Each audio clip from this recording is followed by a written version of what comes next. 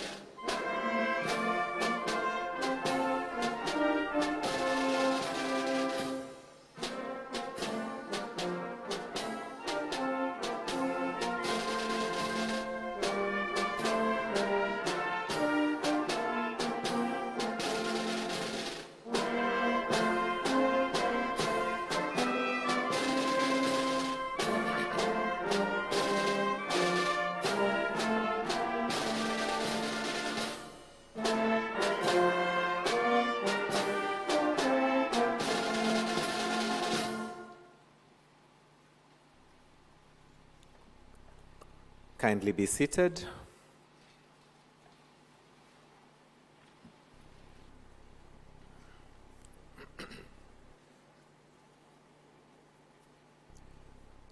Your Excellency Samia Suluhu Hassan, President, Republic of Tanzania, Your Excellency Philippe Jacinto Nyusi, President, Republic of Mozambique. Your Excellency Andy Rejolina, President, Republic of Madagascar. Your Excellency Dr. Lazarus McCarthy Chakwera, President, Republic of Malawi. Your Excellency Carlos Manuel Villanova, President, Democratic Republic of Sao Tome and Principe. Your Excellency President William Ruto of the Republic of Kenya. Your Excellency Dr. Julius Maada Bio, President, Republic of Sierra Leone. Your Excellency Dr. Hussein Ali Mwinyi, President, Revolutionary Government of Zanzibar. Your Excellency Hussein Abdelgabi Akoy Agani, Vice President, Republic of South Sudan. Your Excellency Mariam Chabi Talata, Vice President, Republic of Benin. Your Excellency Jessica Rose Epel Alupo, Vice President, Republic of Uganda. Your Excellency Molate Nalumango, Vice President, Republic of Zambia. Your Excellency Cleopas Dlamini, Prime Minister, Kingdom of Eswatini. Your Excellency Amza Abdi Bare, Prime Minister, Federal Republic of Somalia. Your Excellency Gervais Ndirakobuka, Prime Minister, Republic of Burundi. Your Excellency Dimeke Mekonnen, Deputy Prime Minister, the Federal Republic of the Democratic Republic of Ethiopia. Your Excellency Olavo Evolino Garcia Correira, Deputy Prime Minister, Republic of Cabo Verde. Your Excellency Abdurrahman Abdulazak, Chair, Nigeria Governors Forum. Honorable Mohamed Chamfik, Minister of Finance, representing the President of the Union of Comoros, who is also the Chair of the African Union. I would also like to recognize the presence of Madam Victoria Kwakwa, Vice President for East and Southern Africa of the World Bank. I would also like to recognize the presence of Mamta Murthy, Vice President, Human Development at the World Bank. I would also like to recognize the presence of Mama Grasa Machel, Deputy Chair of the Elders, heads of delegations from Algeria, Angola, Botswana, Comoros, Djibouti, Democratic Republic of Congo, Egypt, Gabon, Ghana, Ivory Coast, Libya, Namibia, Nigeria, Rwanda, Seychelles, South Africa, Togo, Tunisia, and Zimbabwe.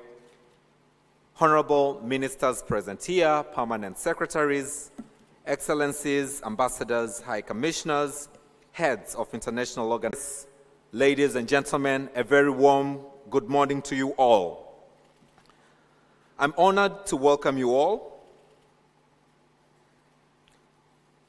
to the Africa Human Capital Heads of State Summit, which aims at celebrating our country's achievement in improving human capital, to exchange effective approaches, and to commit to accelerate progress to equip young people to perform to their full potential to contribute to the economic prosperity of our beautiful continent.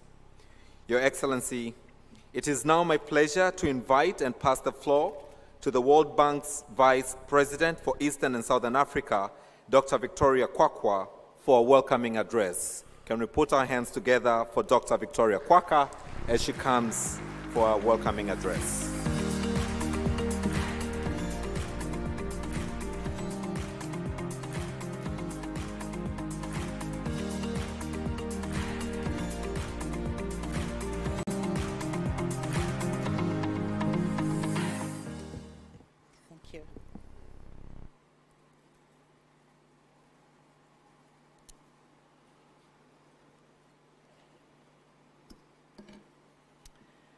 Thank you.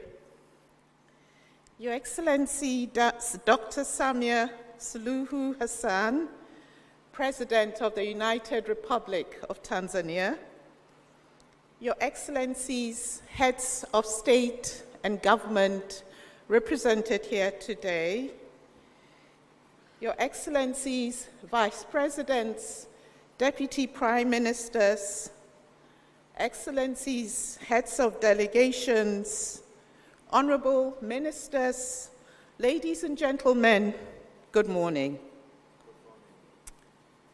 And warm greetings to all of you.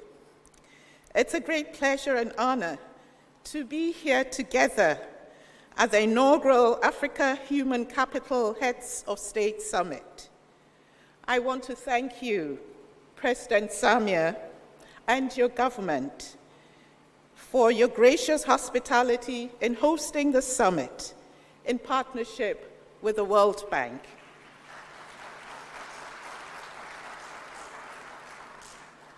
Thank you. I'd also like to recognize the kind, technical, and financial support of our partners, the Bill and Melinda Gates Foundation, the Global Finance Facility, the Government of Korea, and the MasterCard Foundation. I want to thank Your Excellencies for coming together to support building a coalition and adopting a consensus on human capital in Africa. We're here with a common and urgent concern and a common sense of responsibility. Africa is facing a human capital crisis. Even before the COVID-19 pandemic, a child born in sub-Saharan Africa could expect to be only 40% as productive as she would be with full education and full health. An intuitive indicator of the crisis is the learning poverty rate, which measures the share of children who cannot read and understand a simple text by age 10. In sub-Saharan Africa, about 89% of children are learning poor. This means that almost 9 out of 10 children are not acquiring the foundational literacy required for further learning. It is no surprise then that for education alone, at the midpoint of the implementation of the Sustainable Development Goals, we're seriously off track in Africa. Some indicators, such as primary school completion, which has increased from 46% in 2000 to nearly 64% in 2021, and youth literacy, which stands at nearly 78% as of 2021, have the potential for recovery. However, others such as access to quality early childhood development and preschool for all, which stands at about 50%, will need a significant and concerted effort to be achieved. This summit is an important opportunity to come together to discuss what we can do to improve human capital outcomes and achieve results at scale. For African nations, the cost of inaction will be extremely high and potentially destabilizing. Without navigating this human capital crisis successfully, African societies and economies risk being trapped in a detrimental cycle of stagnant growth, soaring poverty rates, and increasing inequality. This situation could potentially escalate the drivers of fragility and conflict as uneducated and low-skilled youth grow increasingly disillusioned. There is also a lot at stake for the global community.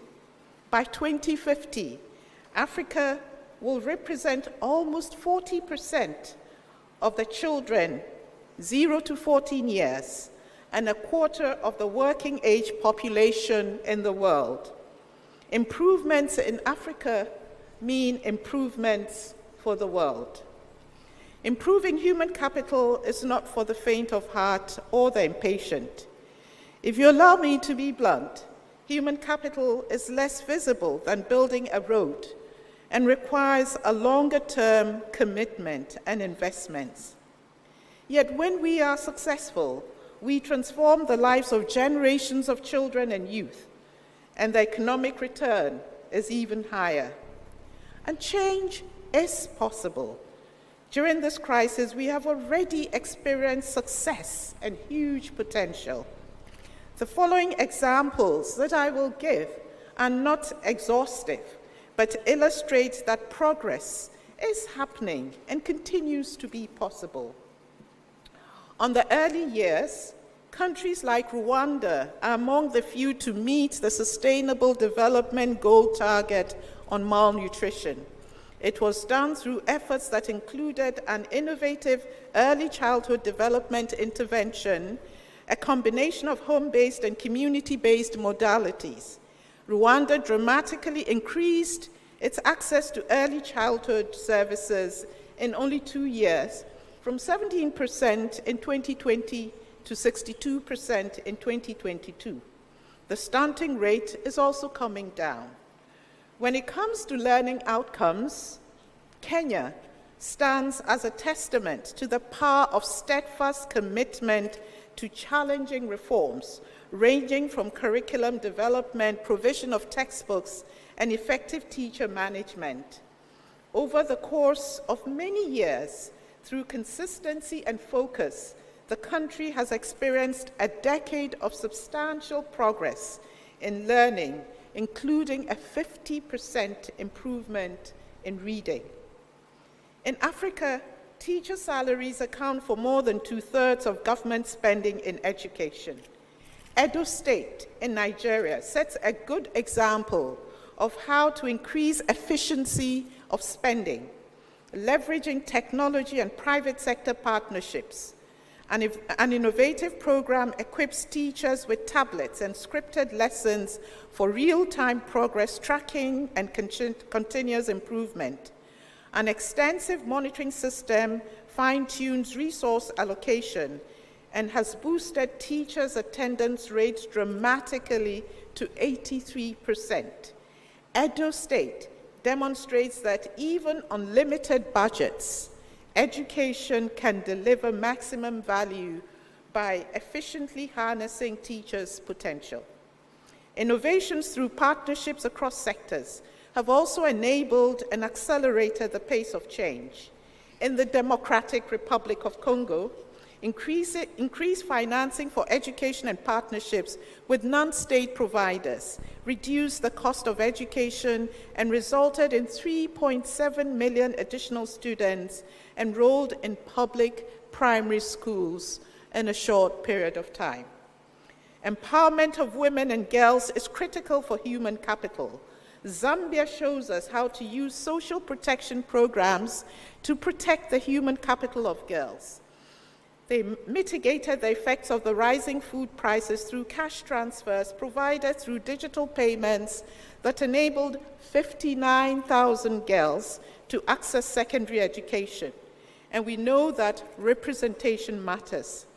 The 20 member countries participating in the Africa Centers of Excellence initiative across sub-Saharan Africa share our commitment to creating a network of women leaders and innovators in STEM and education fields. Under the leadership of our host, Her Excellency President Samia, Tanzania has also made enormous strides in ensuring that every child, and particularly adolescent mothers, can complete secondary schooling. The country is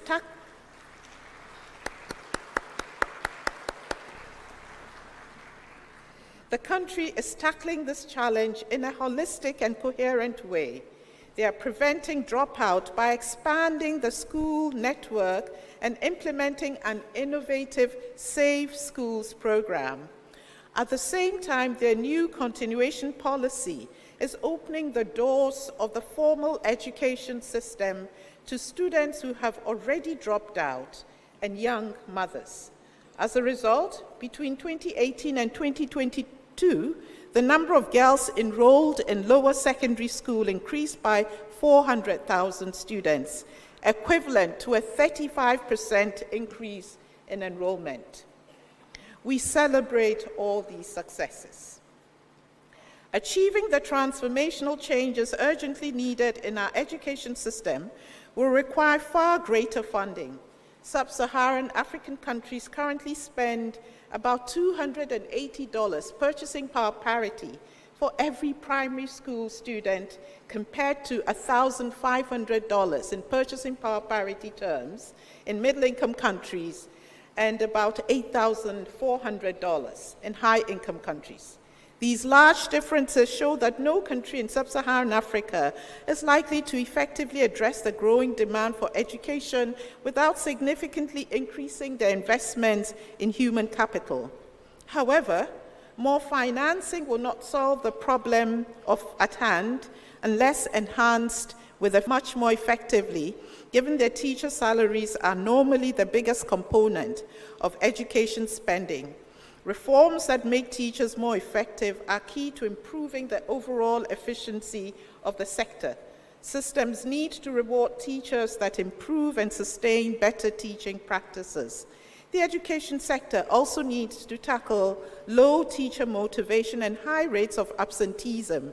Having more than 15% of teachers absent from school or not teaching is unacceptable.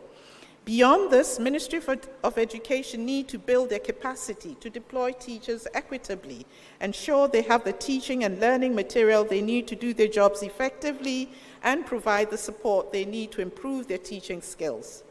Tackling these challenges successfully will improve sector efficiency and are just as critical as mobilizing more funding if national and continental goals for education are to be met.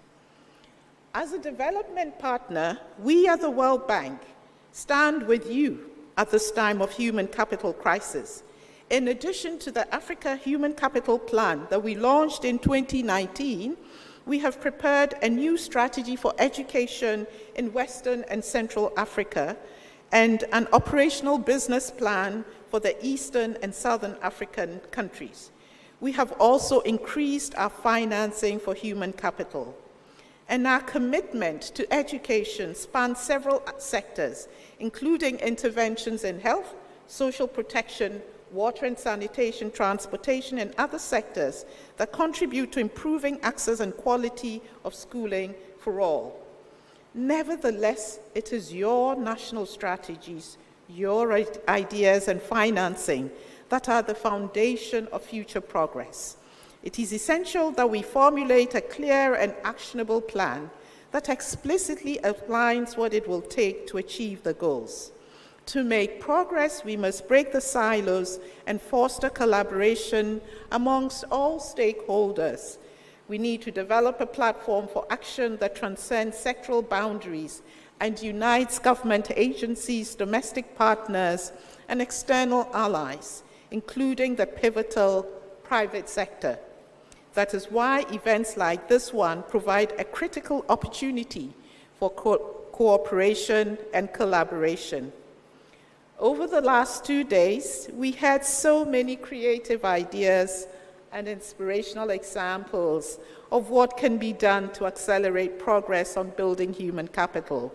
We need to capitalize on the wealth of local ideas and solutions to address the challenges in Africa. We at the World Bank would like to convene a team of education experts from the continent and policymakers to find how to build on the successes that I've mentioned, to take them to scale, and to propose new ideas and solutions.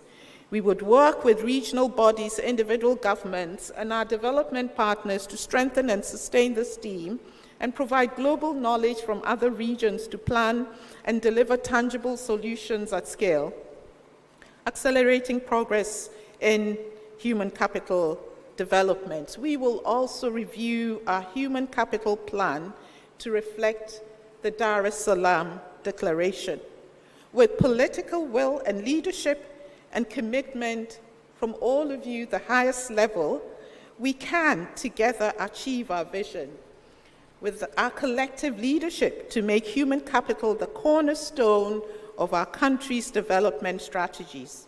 I'm confident that we will build strong coalitions and allocate the needed resources to ensure a bright future for Africa, a future where all girls and boys reach their full potential, grow up well-nourished and ready to learn, attain real learning in the classroom, and enter the job market as healthy, skilled, and productive adults.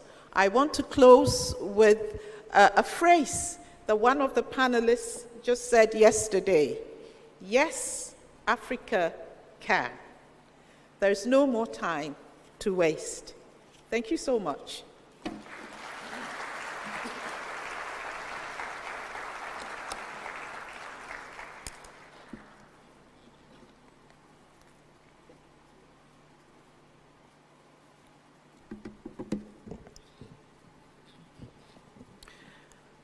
Thank you, Dr.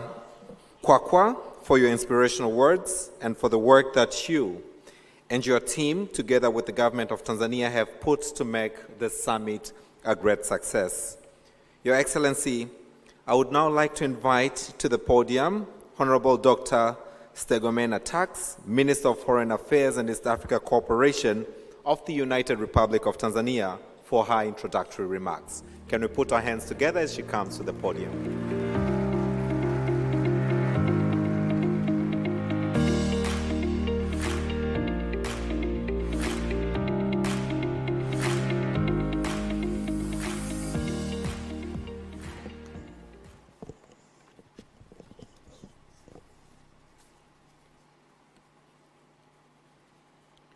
Your Excellency, Dr. Samia Suluhu Hassan, President of the United Republic of Tanzania, Your Excellencies, Heads of State and Government and representatives, Dr. Victoria Kwaka, World Bank Regional Vice President for the Eastern and Southern Africa, Honorable Ministers, Excellencies, Heads of international organizations and representatives, Excellencies, Heads of diplomatic missions, partners from the private sector, distinguished delegates, media representatives, ladies and gentlemen.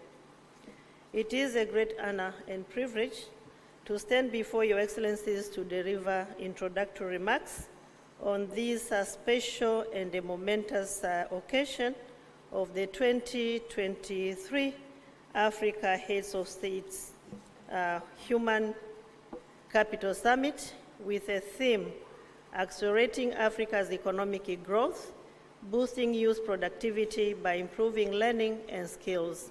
That is taking place here in Dar es Salaam, the hub of peace. Your Excellencies, we gather here in recognition of the pivotal role that human capital plays in shaping the present and future of our African societies and economies and the global community at large. Human capital is defined as the knowledge, skills, abilities, and the health of individuals, and is the wealth of any nation. It is the driving force behind innovation, productivity, and the sustainable development. Investing in people is not only a moral imperative, but also an economic necessity. May I therefore take this opportunity to thank Her Excellency, Dr. Samia Suluhu Hassan, President of the United Republic of Tanzania, for her visionary decision to host this summit, and the World Bank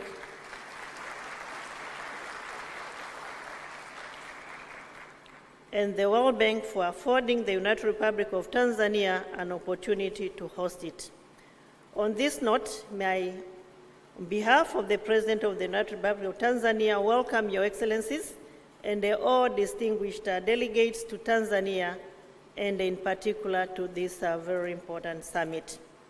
Your Excellencies, the journey to the African Human Capital Summit started in April 2023, when the United Republic of Tanzania accepted to host the summit. Preparations were then launched by Her Excellency Dr. Samia Suluhu Hassan, the President of the United Republic of Tanzania, on the 19th of May 2023, in this same venue, during which stakeholders were invited to join the government of Tanzania in preparing for the summit. We are grateful that the invitation sent by Her Excellency the President of the United Republic of Tanzania to African heads of state and the government, international partners, and other stakeholders have been honored graciously. The summit is being attended physically by more than 1,000 participants, representing 44 governments and other partners, and the virtual attendance through various platforms has also enabled extended participation of about 1,300 participants, making a total of 2,300 participants attending this summit. The United Republic of Tanzania values your attendance and the participation, Your Excellencies, and they thank the World Bank for partnering with the United Republic of Tanzania to host this important summit in Tanzania. This positive response is a testimony of the seriousness attached to human capital development and the role it plays in boosting socio-economic growth of our continent. The summit comes at a time when the continent continues to implement Agenda 2063, aiming at transforming Africa into a global powerhouse. To achieve this aspiration, human capital development is a critical component, requiring massive and coordinated efforts by African countries and other partners. This summit is therefore a significant step towards achieving Agenda 2063 and also our pursuit to accelerate the realization of sustainable development goals. The summit provides a platform for sharing knowledge, experiences, and come up with innovative strategies to unleash the power of human capital and the concrete commitments. With the intensive preparations and commitment, as my sister, Madam Victoria said, the political commitment that we have witnessed, we are set for a very successful summit.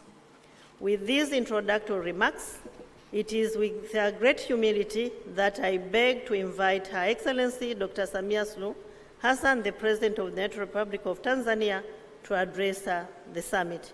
Karibu sana, Mheshimiwa Rais.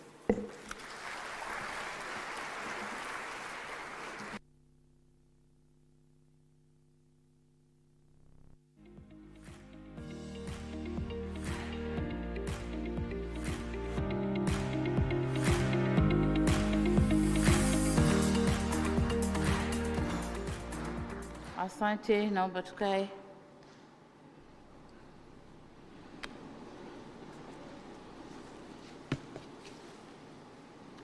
May I request the delegates to use their translation tools, because I'm going to talk on my national language.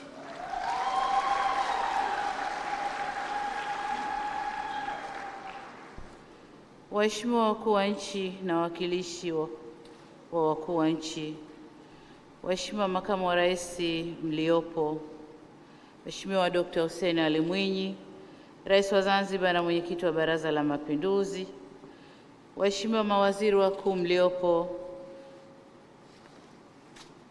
wakuu wa misafara, Waheshimiwa mawaziri, makamu wa rais wa Benki ya Dunia Dr. Victoria Kwakwa, ambaye ni makamu wa rais wa Eastern and Southern Africa.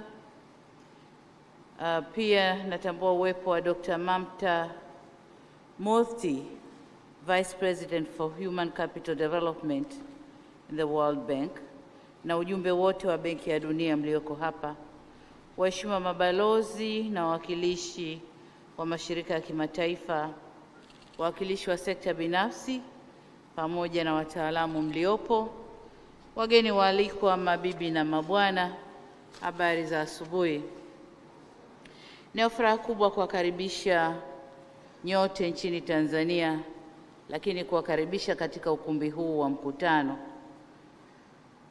Ninamshukuru sana Mwenyezi Mungu kwa kutujalia fursa hii adhimu ya kukutana hapa ili tuweze kujadiliana na kufikia maazimio kuhusu mada hii muhimu na nyeti kwa maendeleo na mustakabali wa bara letu la Afrika, maendeleo ya rasilimali watu. Tulipokea kwa heshima na fahari kubwa fursa ya kuwa mwenyeji wa mkutano huu muhimu na adhimu, na kwa kipekee kabisa nitambue na kupongeza kazi kubwa iliyofanywa na serikali kupitia wizara zetu za fedha na wizara ya mambo ya nje pamoja na Benki ya Dunia, na vile vile nitambue mchango mkubwa uliotolewa na wadhamini katika kufanikisha mkutano huu. Hakika mmeutendea haki mkutano huu kwa maandalizi mazuri sana.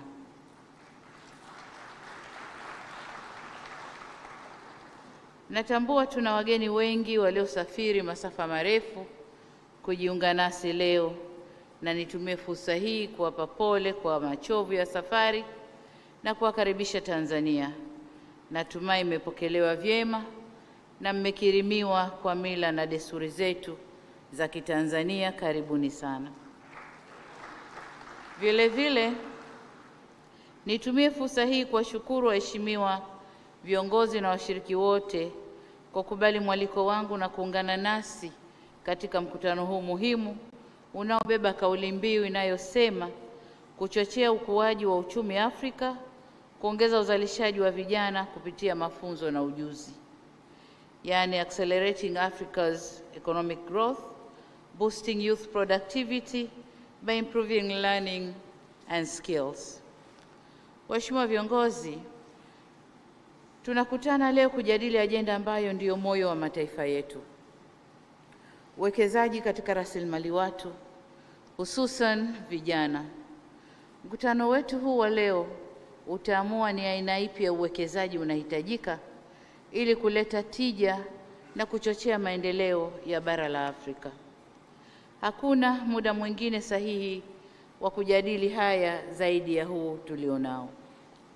Kwa kipindi cha zaidi ya muongo mmoja sasa, bara la Afrika limepitia ukuaji na uimarikaji mkubwa wa uchumi au chumi zake katika sekta tofauti. Hali hii ya ukuaji wa uchumi ilifanya bara kuja na misamiati kadhaa, ikiwemo Africa is rising, lakini pia It's African Century. Misamiati hii ilitokana na vuguvugu la harakati mbalimbali zilizokuwa zikifanyika ili kulikwamua bara letu la Afrika kutoka kwenye utegemezi wa kiuchumi.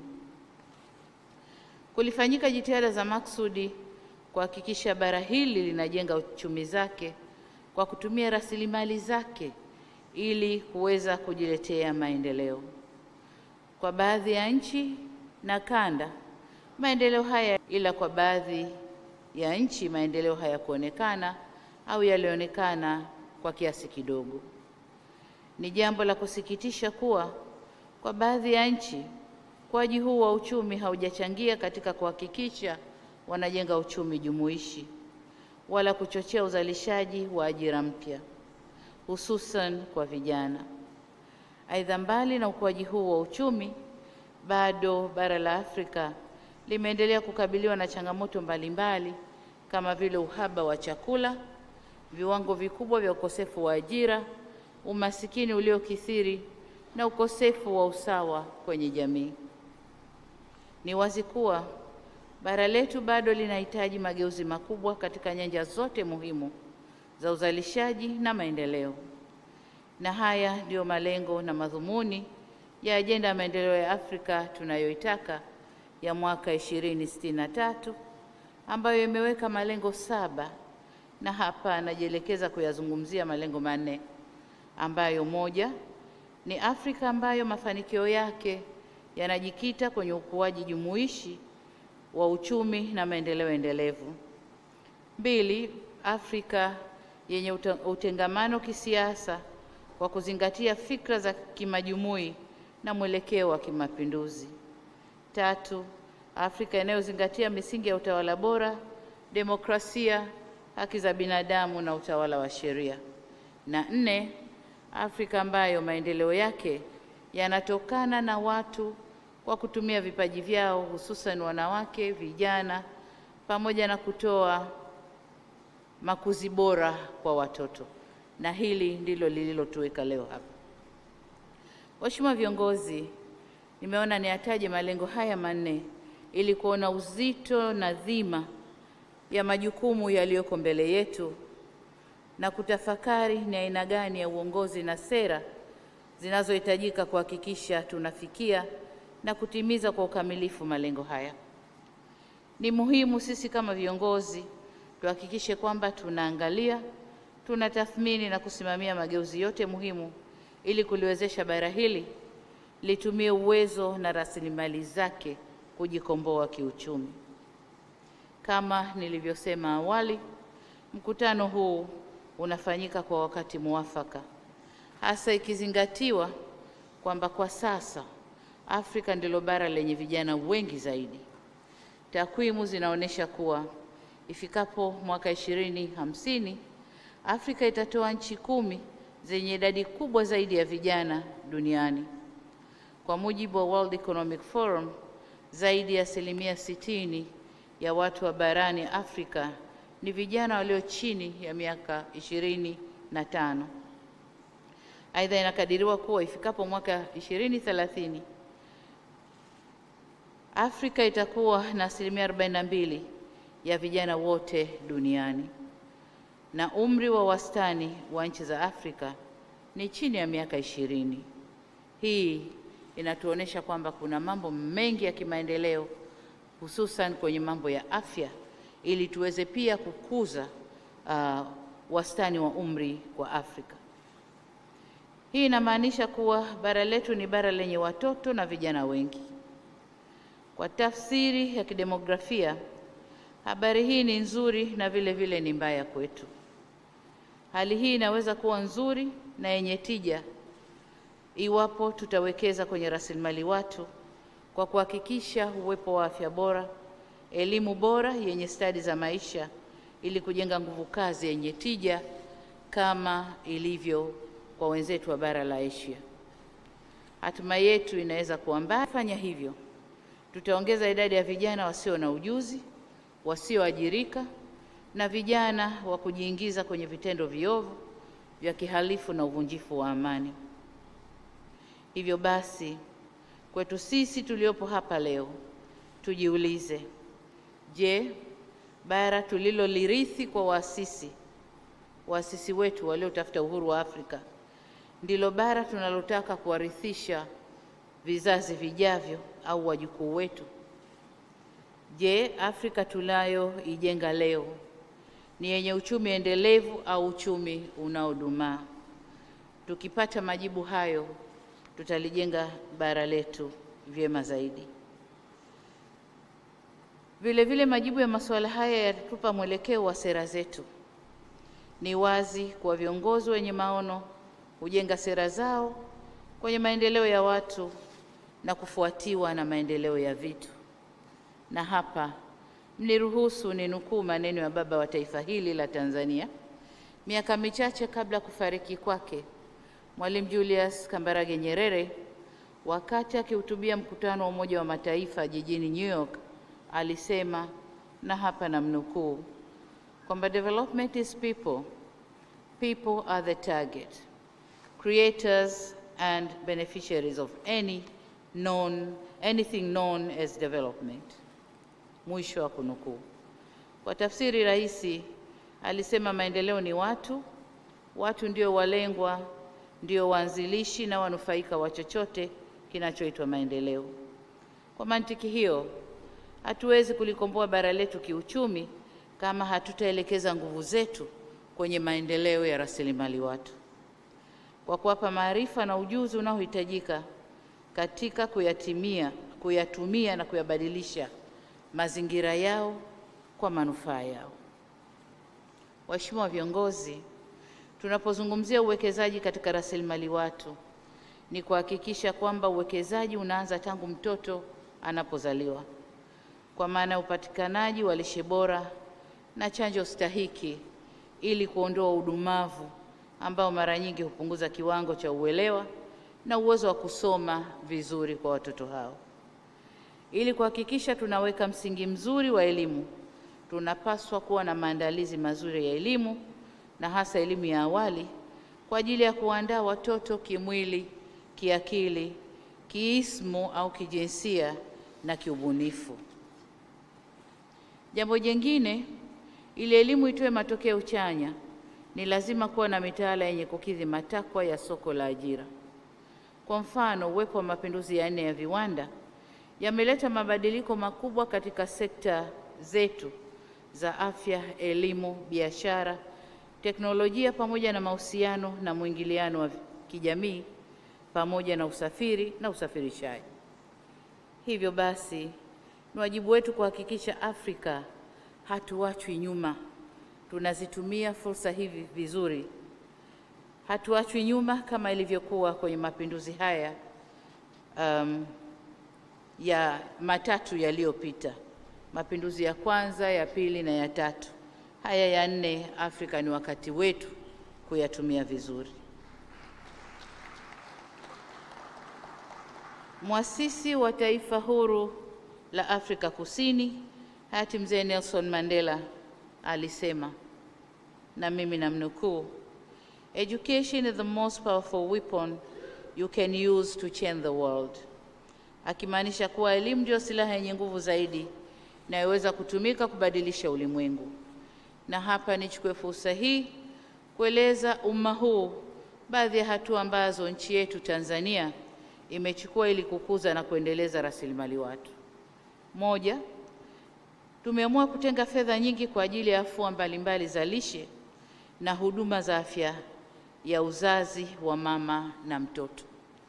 Na katika hili, mimi kama rais wa nchi nimeingia mikataba na wakuu wa mikoa, kila mkuu wa mkoa kuhakikisha anawajibika ipasavyo katika eneo hili. Lakini la pili ni kuanzisha vituo vya elimu ya awali, yani Early Childhood Development Centers, ambayo tunaendelea kuvieneza nchi nzima. La tatu ni mapitio na maboresho ya sera ya elimu, mitaala na programu za mafunzo ili ziendane na mazingira pamoja na mahitaji ya sasa ya maendeleo. La 4 ni uanzishwaji wa mfuko wa kusaidia kaya maskini ujulikanao kama Tanzania Social Action Fund, TASAF. Lengo la mfuko huu ni kupunguza umaskini na kuboresha upatikanaji wa huduma za afya na elimu.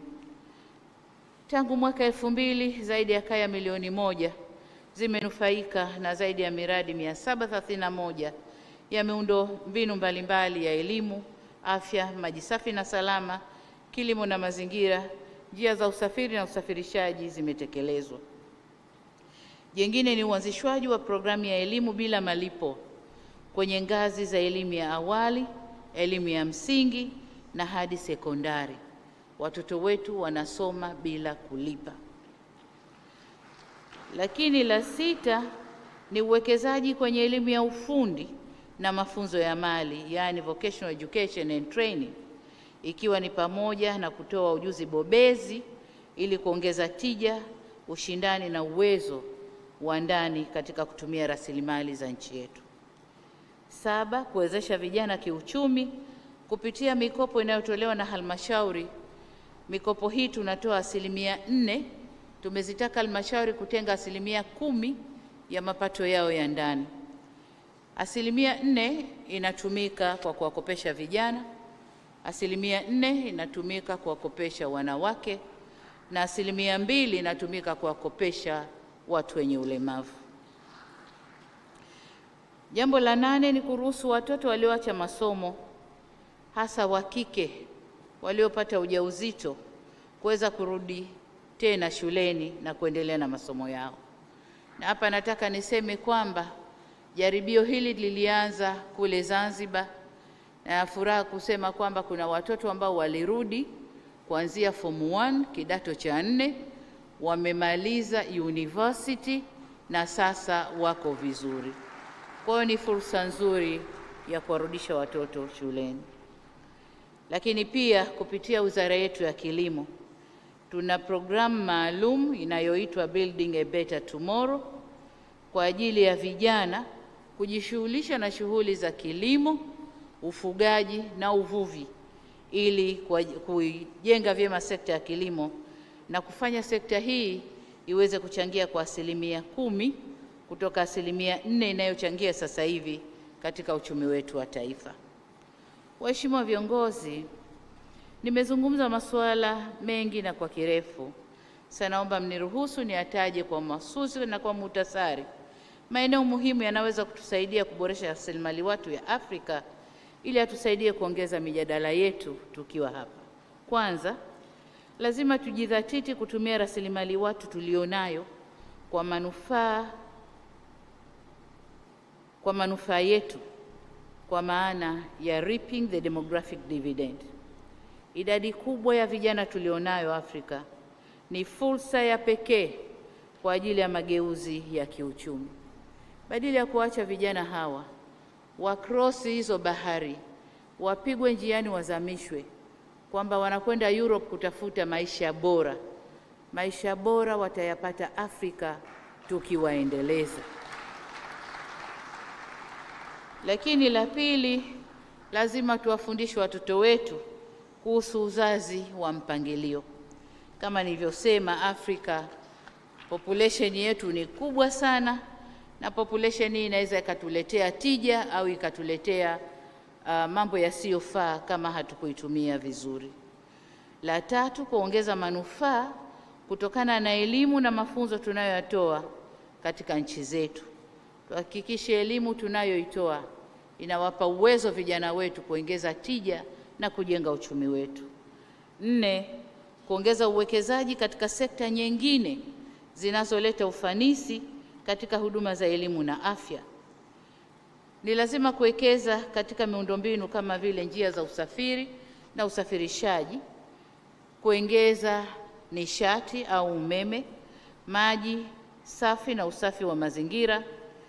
Haya yote tukiyaboresha yanaweza kutusukuma katika kutoa huduma za afya na elimu ili ziwafikie watu wote na ziwe endelevu.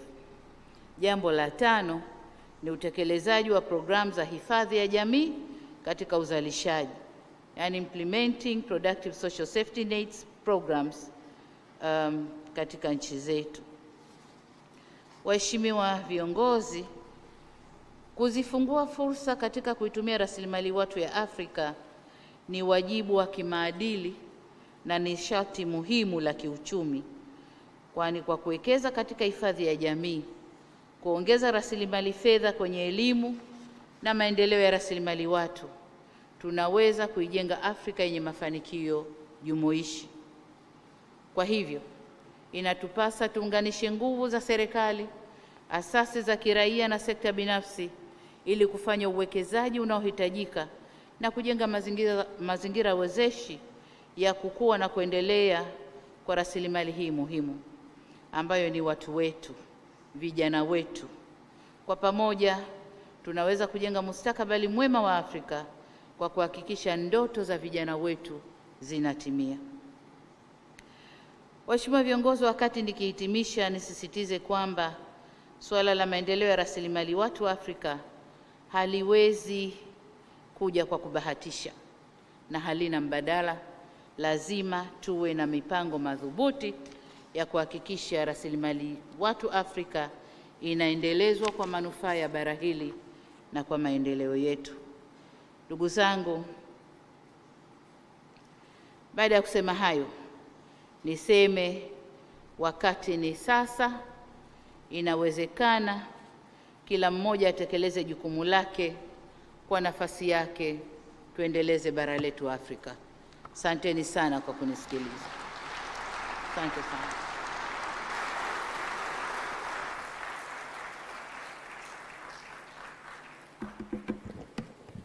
May I request you to stand up and we clap our hands.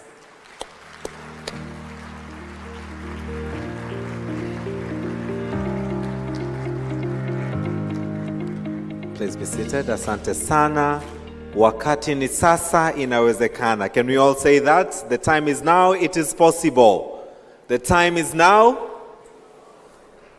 Thank you so much, Your Excellency, for your leadership and for bringing the continent together for this important Human Capital Heads of State Summit here in Dar es Salaam, Tanzania. Excellencies, up next we have a video that is going to set the stage on how focusing on learning and skills will help propel human capital-led economic growth in Africa.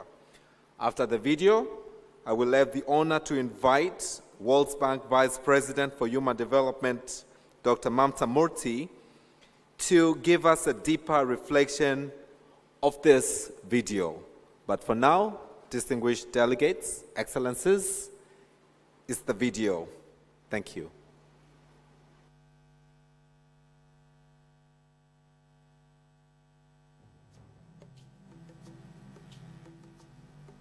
The last 30 years saw a largely positive economic story for sub-Saharan Africa. Economies grew, and the proportion of the population living below the poverty line declined.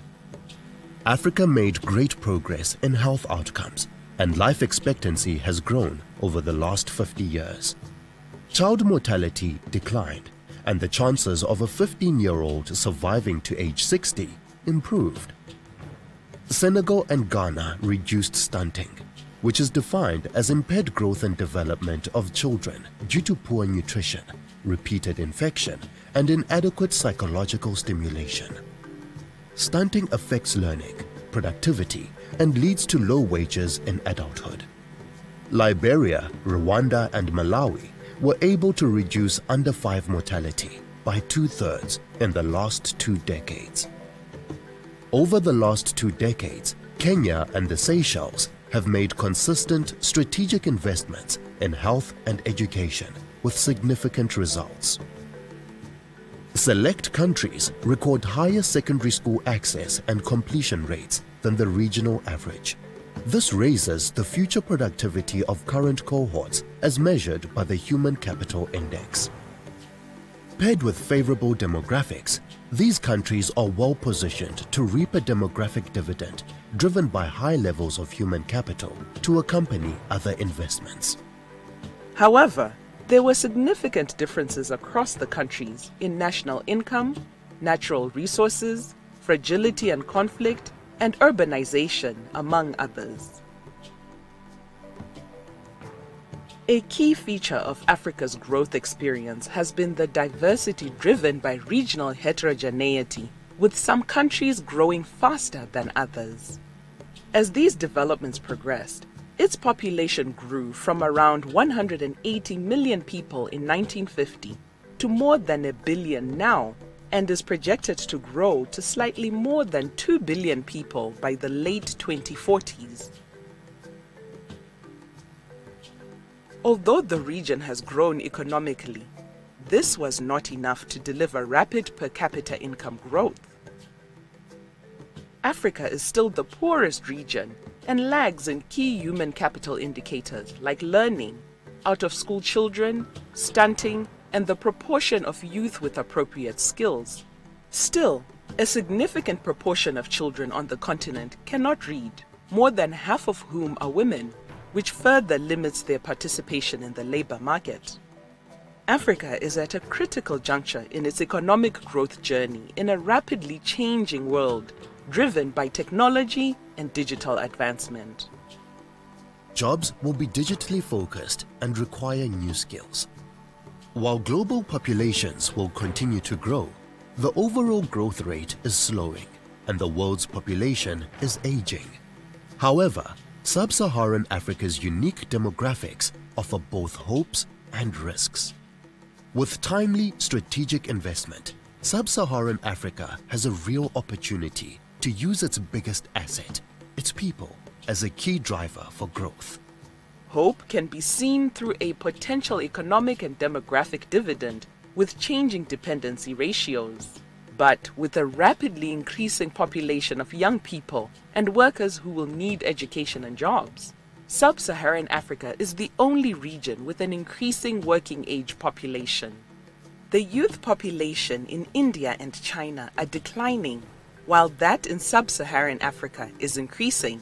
By 2075, Africa will stand out as an extraordinary hub of human activity, with almost 1/3 of all people on Earth projected to call this continent home. The working age population is surging at remarkable speeds. By 2035, there will be 450 million more workers joining the labor market, with only 100 million jobs being available at the current rate. Sustained economic growth, fueled by a youthful population, will not be realized automatically. It requires private sector partnerships and bundles of multi-sector, time-sensitive policies for job creation. These policies must equip youth with relevant skills in STEM to meet the demands of future jobs.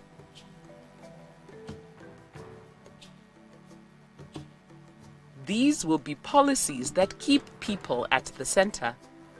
Strategic and sustained human capital investments can accelerate economic growth, build resilient systems, and strengthen social cohesion.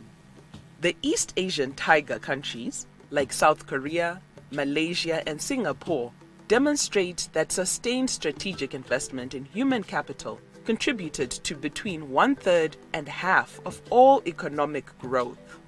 The miracle of the East Asian growth story highlights the importance of investing in people. There was an assumption that these economies grew before the governments had enough resources to invest in people. But there is clear evidence that investments in public health and education predated faster economic growth. A healthier, better educated population will contribute to faster economic growth. As families become more assured that their children were likely to survive and thrive, they chose to have smaller families, ensuring that households and governments could increase investment. More educated parents were better skilled and could contribute more to the labor market. The experience of East Asian tigers makes our understanding of what drives development more complete. The old consensus was that investments in physical capital, such as dams, roads, and irrigation systems, were the main drivers of economic growth. But the rates of return varied from country to country. This variability was attributed to supporting economic policies, including trade, regional integration, and enterprise ownership. We have learned that robust economic growth and development are a combination of smart physical infrastructure investments, appropriate economic policies, and timely and sustained human capital investments. We've covered how investment in human capital accelerates economic growth. So let's take a closer look at the next important accelerator in human capital: resilient systems. Robust development means countries are building national systems that can withstand shocks like economic downturns, debt crisis, conflict, learning losses, epidemics, droughts, and floods.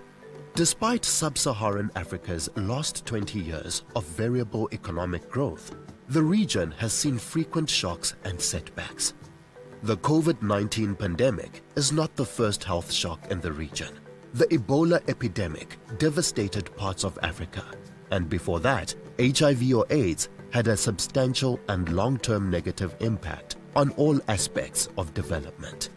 Shocks at any stage of life, be they economic, climate-related, or health-focused, increase population vulnerability and erode human capital.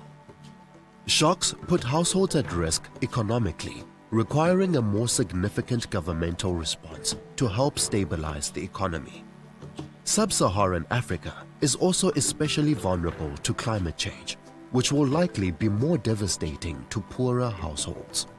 All of these shocks disrupt and reduce investments in human capital, test government systems, and stretch meager financing. Human capital builds the resolve of households to withstand climate shocks and contribute to a more livable planet. Human capital investment for system resilience can include social protection systems, targeting assistance, social work and services programs, adaptive education systems, and resilient public health systems. Investments in human capital also help equalize opportunity. Research shows that countries with lower levels of inequality tend to experience faster growth and address inequality. More equitable human capital endowments are important growth drivers. and highly unequal countries experience growth slowdown upon reaching middle income status. A key lesson is that strategic human capital spending can reduce inequality. A misdirected spending on human capital, on the other hand, can increase inequality, hence affecting growth. The evidence is clear.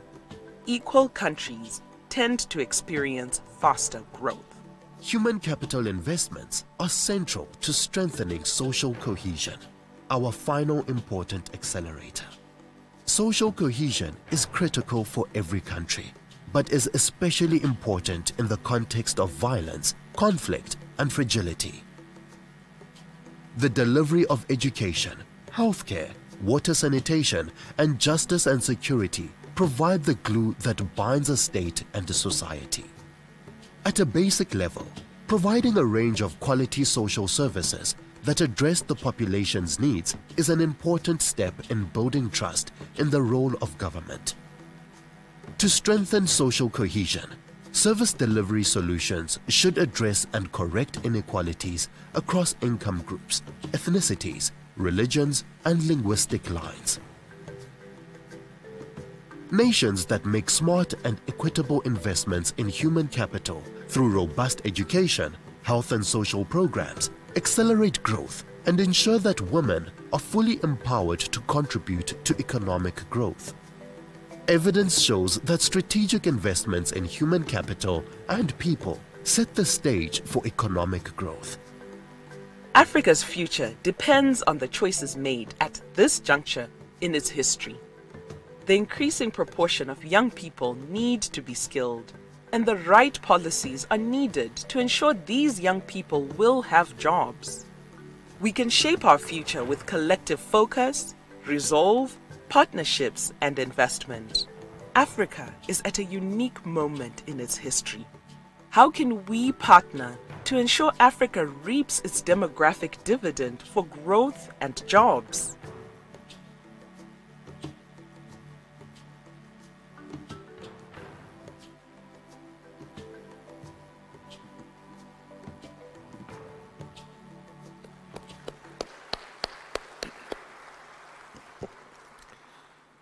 Thank you very much. And from the video, and as we gather to celebrate these achievements and successes that our nations have made so far, I would now like to invite to the podium Dr. Mamta Murthy to give more context on our continent. Distinguished delegates, Your Excellencies, ladies and gentlemen, let's put our hands together for Dr. Mamta Murthy.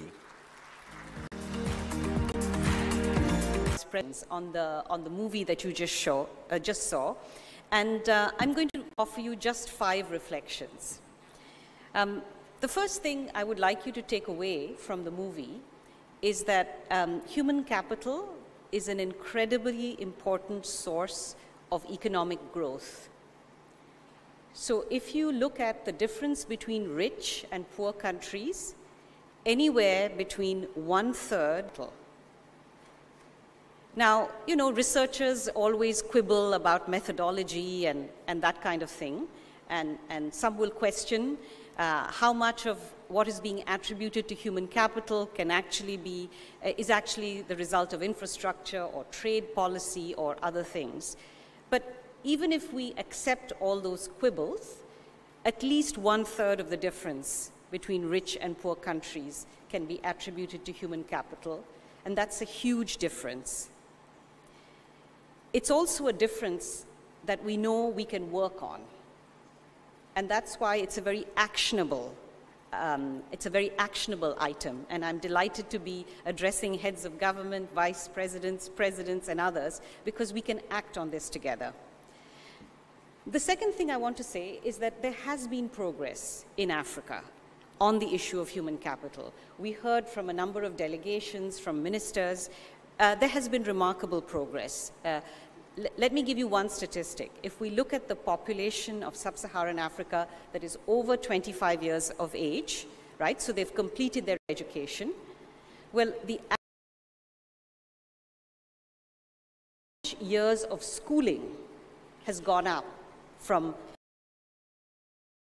3.5 years of schooling to over 5 5.5 years of schooling in the past 20 years. That's an enormous increase in just years of schooling. Remember, for a population that has been growing quite rapidly. So I hope that fixes in your mind that there has been huge progress. The challenge, of course, lies with the quality of schooling. The quality of schooling is not as high as it should be. Again, if we look at children in school today in sub-Saharan Africa, they can expect, because of the expansion in schooling that many of you in the audience have been responsible for, a child today in sub-Saharan Africa can expect to achieve at least 9 years of schooling because of the policies that are in place. But because the quality of schooling is poor, about 45 to 50% of that is lost. So the equivalent number of years of schooling is not 9, it's 4.5. It's about half of that, because very little is being learnt in school. Children can progress through school, but it doesn't mean that they leave school having learnt everything they should. To contrast that with another continent that I know well and Victoria knows well, East Asia and the Pacific, an average child today in East Asia and the Pacific can expect to go through 12 years of schooling. There too, there are issues with quality. So about 30% of that schooling is lost because the quality is not high. But if you take away 30% from 12, that's still 9 years of schooling. So in Africa, there are two challenges, both to increase the years of schooling and to improve quality. That's a double challenge. That's a difficult challenge because it's a double challenge.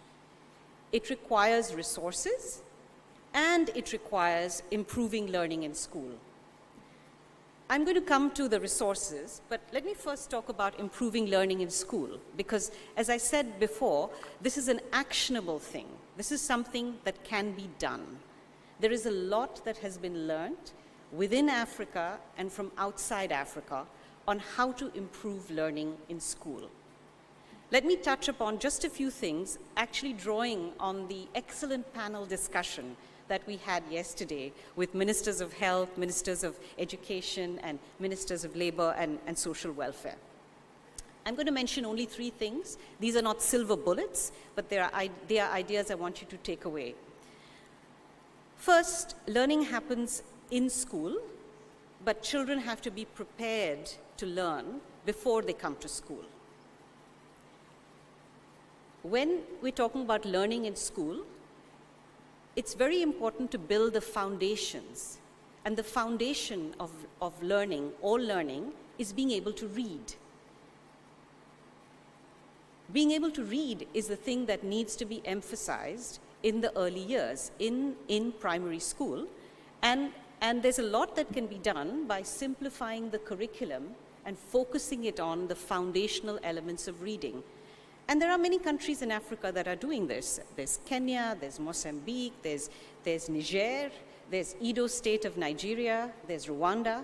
These are very good things to be doing and are worthy of replication. But beyond wanting to teach the fundamentals, it doesn't help if the teacher is not in the classroom, if the teacher is not supported in delivering learning in the classroom. And some of the ministers yesterday spoke about this. Teacher presence and support to the teacher for delivering the foundational elements of learning in the classroom are extremely important. And finally, there is the issue of language, and President Suluhu mentioned this in her remarks. Africa is a continent of many languages. Many children come to school speaking a language at home and then being expected to read in a different language in school. So there is an issue around teaching reading in the mother tongue, which is still a challenge in the continent. So I leave you with just these 3 ideas: foundational learning, emphasizing reading, supporting the teacher to deliver learning in the classroom, both by being present and by being supported with the right coaching, with the right in-service training, with the right materials. And finally, the language of instruction, the first language that the child encounters in school. Now let me talk about readiness for learning. Children arrive in school, but they need to be ready to learn. And that is where nutrition in the early years, that's where cognitive development and stimulation before entering school matters. This is the reason why pre-primary school matters and early childhood development matters. Many countries have made progress in trying to expand early childhood development, but it's not enough. Yesterday, we heard a very good example from the minister from Rwanda who talked about low-cost, community-based expansion of early childhood development. This is very promising.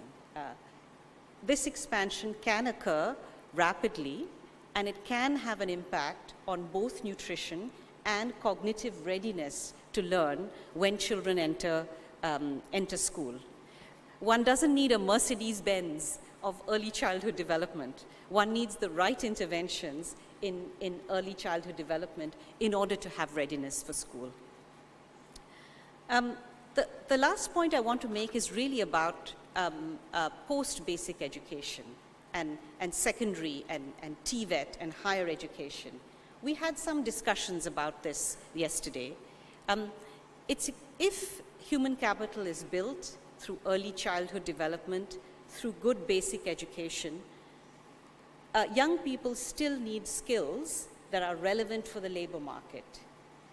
We've seen a lot of expansion in post-secondary education, which is not particularly relevant to the needs of the labor market. A stronger emphasis on relevance by involving the private sector, involving business leaders in helping devising a curriculum that is relevant to the needs of the labor market is extremely important. But the skills that are needed go beyond technical skills. They also the skills that are needed are also behavioral.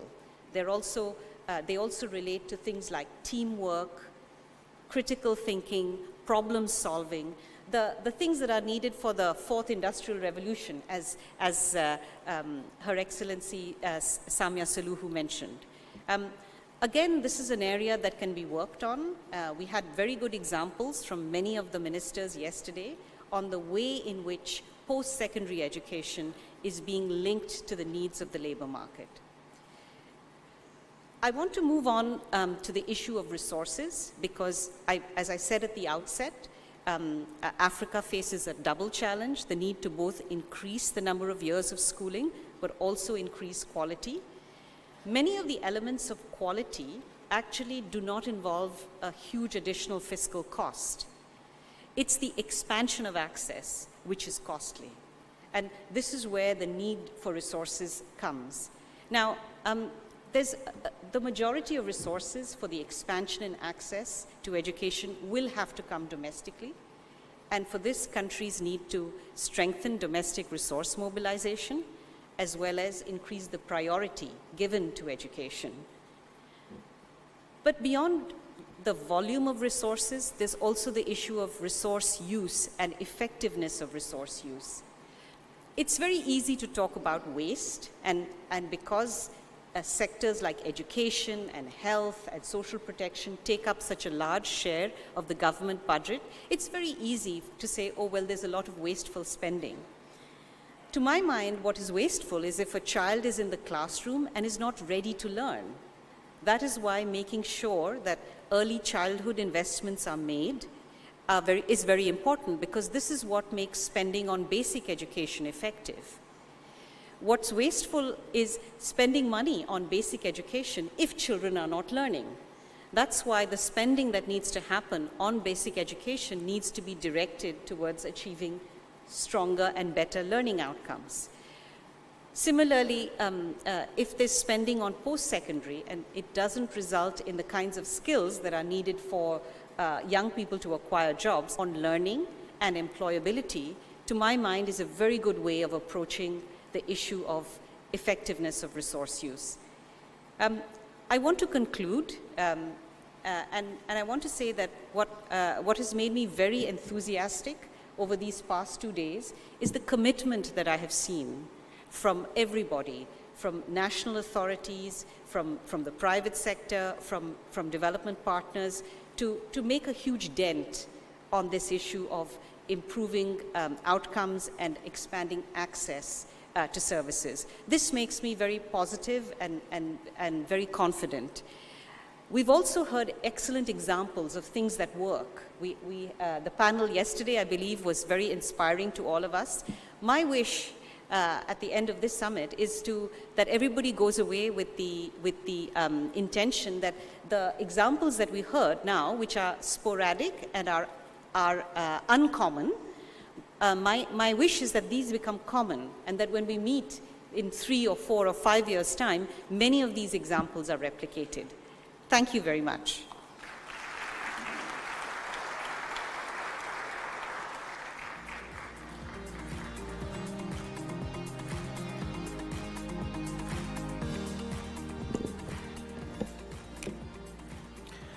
Thank you so much, Dr. Murthy, for your insightful thoughts that provide a lot of things to ponder on for the coming couple of hours. But also, it really sets up well for the next panel discussion, where we are going to have our distinguished heads of states to ponder on Africa's prosperity depends on its youthful demographics. How can Africa utilize its young population fully to achieve Agenda 2063? Excellencies, I'm honored now to invite to the stage the following heads of state for the first panel discussion, as I'd mentioned, looking onto Africa's prosperity that depends on its youthful demographics. How can Africa utilize its young population fully to achieve Agenda 2063? Allow me and join me to welcome to the stage Your Excellency Philippe Jacinto Nyusi, the President, Republic of Mozambique.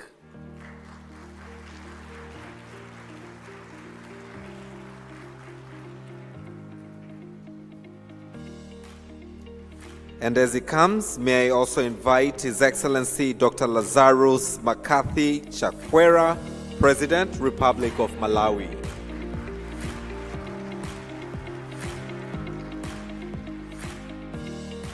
As he comes to the stage, Excellencies, delegates, ladies and gentlemen, let's put our hands together for His Excellency Carlos Manuel Villanova, President, Democratic Republic of Sao Tome and Principe.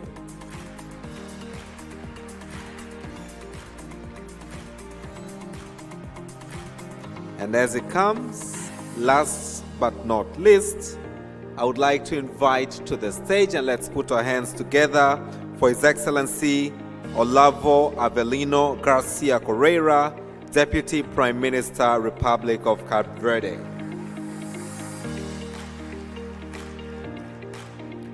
And to moderate these wonderful sessions, allow me, distinguished delegates, ladies and gentlemen, to turn the floor over to CNBC Africa's Editor-in-Chief, Mr. Godfrey Mutizwa, to moderate the next two sessions. Let's put our hands together for Mr. Godfrey of CNBC.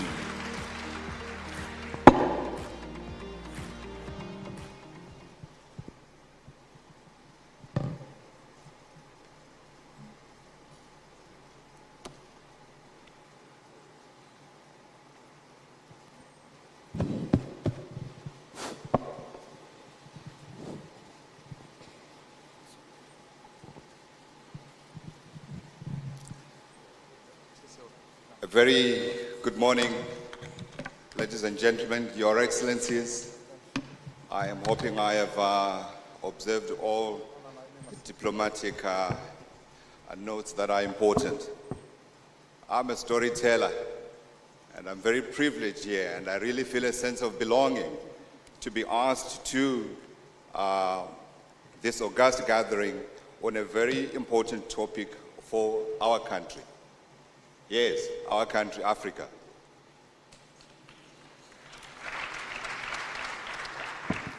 I feel it's one of those occasions where I can say without contradiction that Africa is a country, for our problems are similar. We, as you have heard, all of you this morning, have the lowest average human capital index rating in the world at 89%. And our challenges are common. All of us, wherever you look, we face rising inflation, we face rising indebtedness in our households, in our governments. And we also know that, in addition to that, we know that inflation and unemployment are increasing. But at the same time, consistently throughout the continent, we also have the largest and the youngest population in the world, which is what brings us here today. Your Excellencies, let me spell out what my role is today here.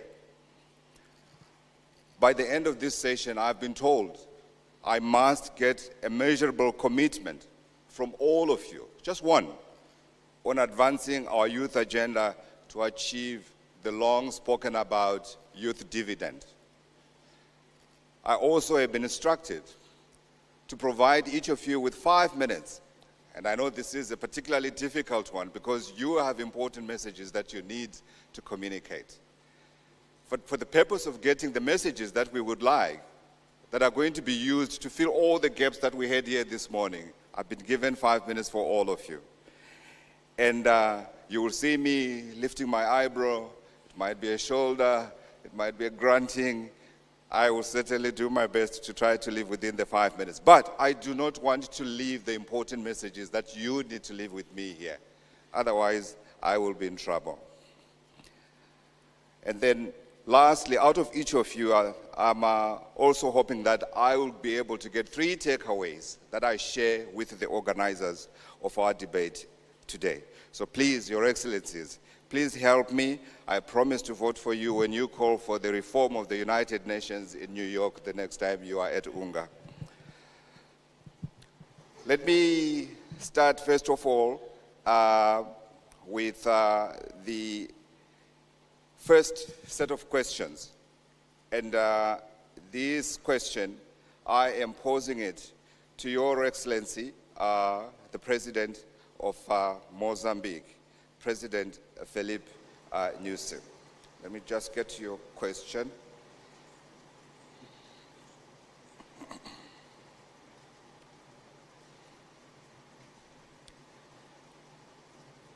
My notes are letting me down here.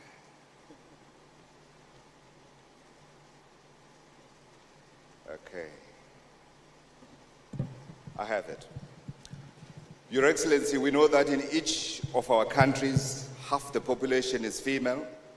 We also know that our ladies are the most entrepreneurial on the continent. The statistics are there actually from the African Development Bank. And we also know that they are very, very responsible with their finances. So I want to know what you are doing to improve the female labor force participation. And I dare say even in that entrepreneurial field as well, where they are laboring without participation and beating the man, what more can we do to get the ladies to be more participative than they are currently?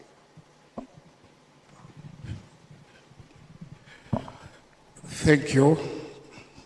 Allow me also to use the official language of Mozambique, Portuguese.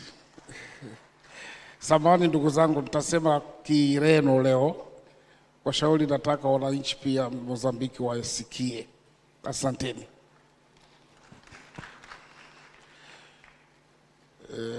Caros colegas, chefes de Estado, chefes das delegações, doutora Mônica, vice-presidente do Banco Mundial, todos os presentes. Primeiro quero agradecer a oportunidade que os organizadores, neste caso concreto a Tanzania e o Banco Mundial, nos dá para podermos partilhar experiências no âmbito de capital humano. Esta é matéria fundamental porque é a base do desenvolvimento dos nossos países. Eu vou escolher o caso de Moçambique como caso de estudo. Nós, em Moçambique, agora somos cerca de 32 bilhões de moçambicanos. Destes, 52% são jovens, mas também 51% são mulheres. A pergunta que me coloca concretamente o que fazemos para empoderamento, para o desenvolvimento do capital humano, concretamente para a mulher, ela é uma pergunta que não é isolada. Precisamos de teorias do que é preciso fazer. Primeiro, precisamos de garantir a vida, boa vida ou a vida de qualidade para todos os nossos compatriotas, mas, sobretudo, para as novas gerações. Para isso, é preciso facilitar as condições, como acabamos de dizer aqui, ter água.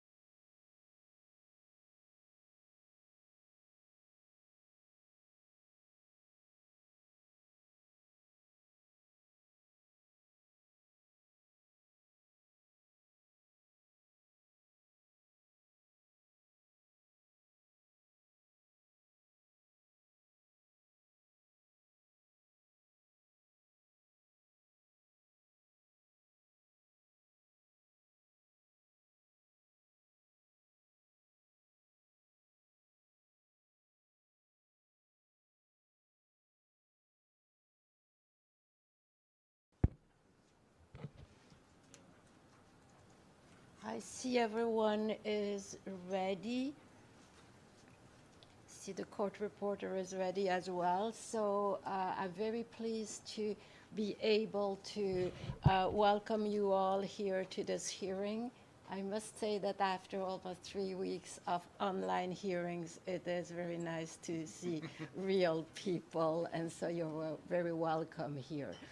I will start with the introductions. You do know the arbitrators, Mr. Johnson on my left, Mr. Luke on my right, the secretary of the tribunal, Ms. Rosenberg, on my far left, and on my far right, the assistant to the tribunal, Mr. Langer. Now let me turn to the claimants first, and maybe the easiest is that I give you the floor, Dr. White, and you